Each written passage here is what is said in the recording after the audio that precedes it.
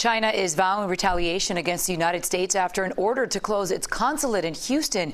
The international relationship has rapidly deteriorated in the last 24 hours. CBS 4's Gwen Baumgartner reports from London, where Secretary of State Mike Pompeo publicly criticized the Chinese government.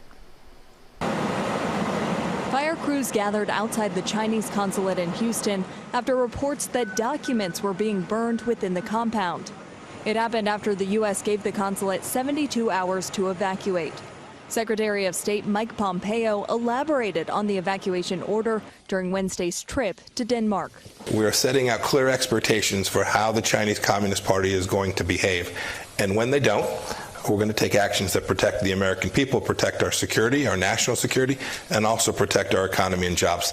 His message comes after the Justice Department announced the indictment of 2 Chinese hackers accused of targeting U.S. COVID vaccine data.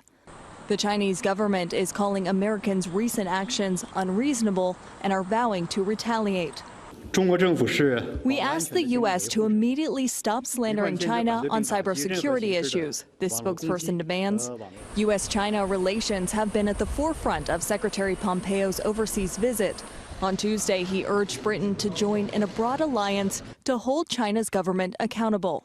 We want to see every nation who understands freedom and democracy to understand this threat that the Chinese Communist Party is posing to them. Reconciliation between the U.S. and China seems unlikely anytime soon. The U.S. has announced upcoming sanctions, while President Trump continues to publicly highlight China's role in the coronavirus pandemic.